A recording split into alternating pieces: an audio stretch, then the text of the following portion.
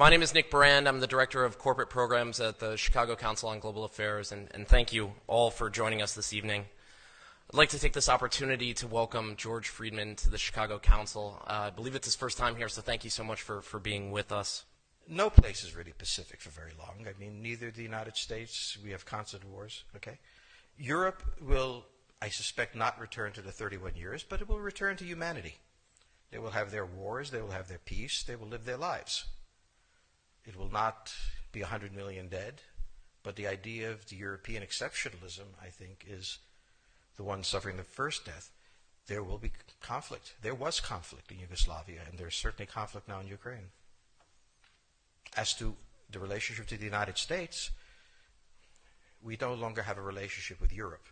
We have a relationship with Romania, we have a relationship with France. There is no Europe to have a relationship with. Yes, the gentleman in the fourth row over here.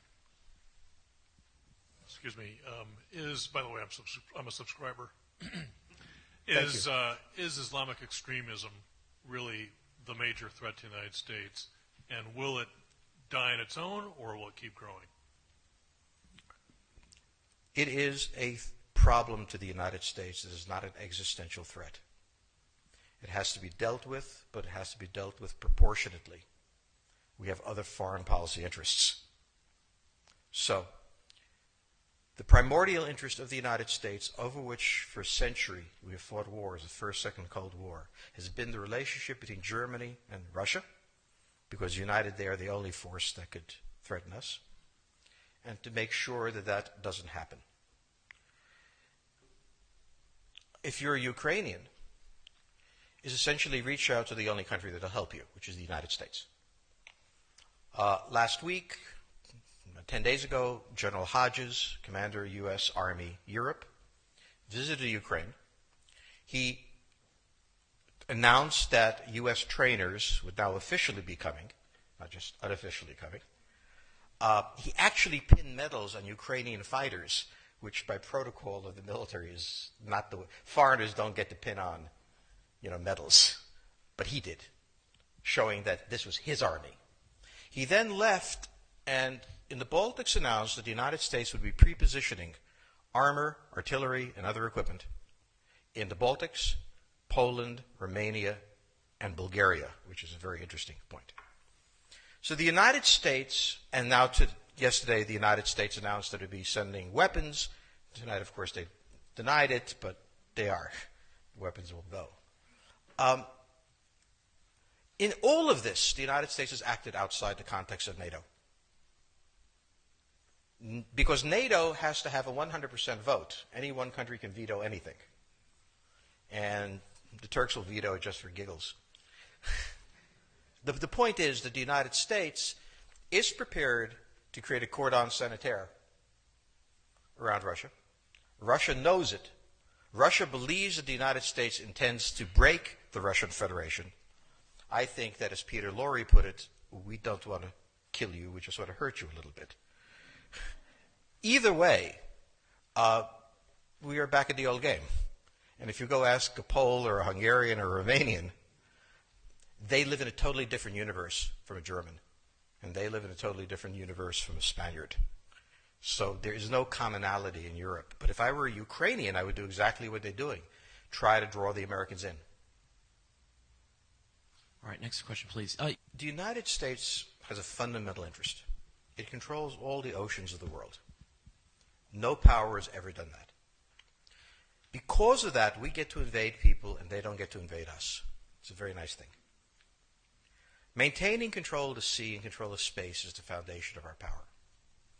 The best way to defeat an enemy fleet is to not let it be built. The way the British managed to make certain that no European power could build a fleet was to make sure the Europeans are at each other's throats. The policy that I would recommend is the one that Ronald Reagan adopted toward Iran and Iraq. He funded both sides so they would fight each other and not fight us. This was cynical. It was certainly not moral. It worked. And this is the point. The United States cannot occupy Eurasia. The moment the first boot sets the ground, the demographic differential is we are totally outnumbered. We can defeat an army. We cannot occupy Iraq. The idea that 130,000 men would occupy a country of 25 million, well, the ratio in New York of cops to citizens was greater than we had deployed in Iraq. So we don't have the ability to go across, but we do have the ability to, first, support various contending powers so they concentrate in themselves with political support, some economic support, military support, advisors, and in extremis, do what we did in Japan, in Vietnam, in Iraq, and in Afghanistan, spoiling attacks. The spoiling attack is not intended to defeat the enemy. It's intended to throw him off balance. What we did in each of these wars, in Afghanistan, for example, is we threw Al-Qaeda off balance. The problem we have, since we're young and stupid, is that having thrown them off balance, instead of saying, okay, job well done, let's go home, we said, well, that was easy. Why don't we build a democracy here? This was the moment of dementia that came in. The answer, therefore, is the United States cannot constantly be intervening throughout Eurasia. It must be selectively intervening and very rarely. That is the extreme moment. We cannot, as the first step, send American troops.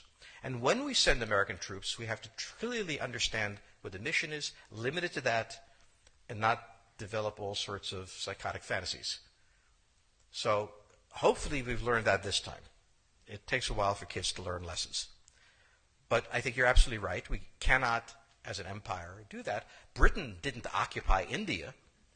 It took various Indian states and turned them against each other and provided some British officers for an Indian army.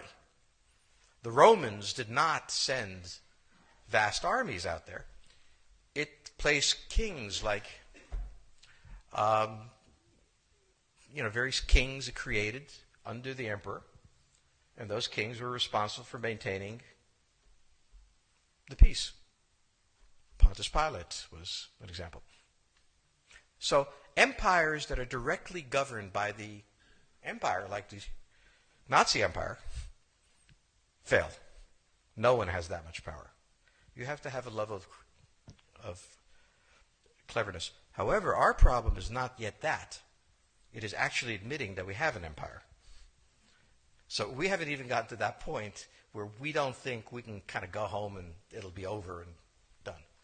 And so we're not even ready for chapter 3 of the book. Next question, please. Yes, the gentleman right here in the fourth row.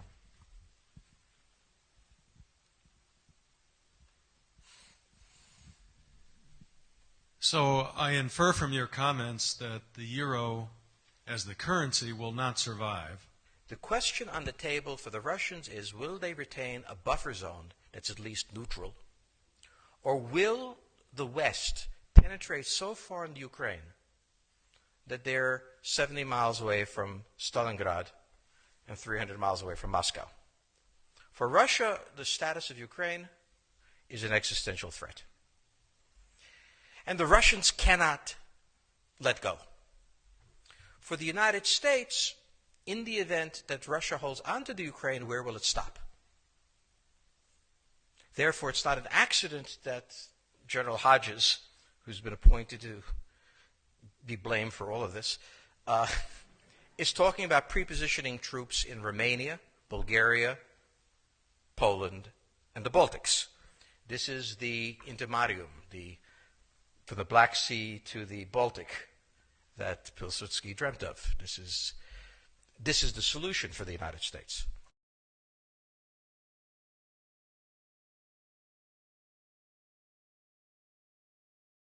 The issue to which we don't have the answer is, what will Germany do? So the real wild card in Europe is that as the United States builds its cordon sanitaire, not in Ukraine, but to the west, and the Russians try to figure out how to leverage the Ukrainians out, we don't know the German position. Germany is in a very peculiar position. Its former Chancellor Gerhard Schroeder is on the board of Gazprom. They have a very complex relationship to the Russians. The Germans themselves don't know what to do. They must export. The Russians can't take up the export. On the other hand, if they lose the free trade zone, they need to build something different. For the United States, the primordial fear is Russian capital, Russian technology, German technology and German capital, Russian natural resources, Russian manpower, as the only combination that has, for centuries, scared the hell out of the United States. So how does this play out? Well, the U.S. has already put its cards on the table. It is the line from the Baltics to the Black Sea.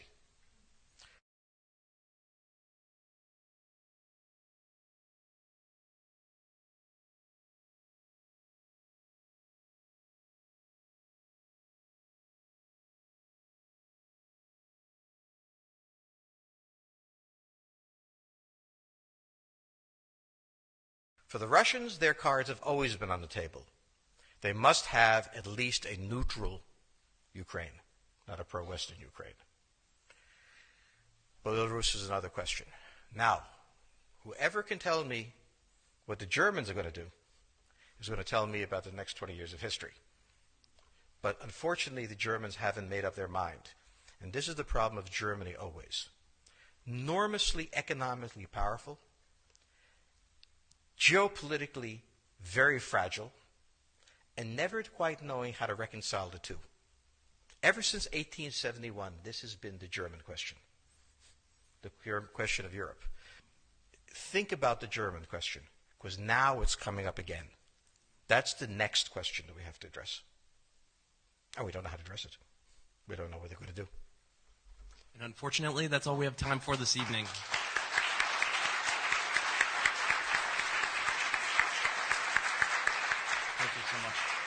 Thank you so much, George Friedman. He'll be signing copies of his book in the rear of the room. Thank you as well to the Chicago Club for co-sponsoring this evening. Good night.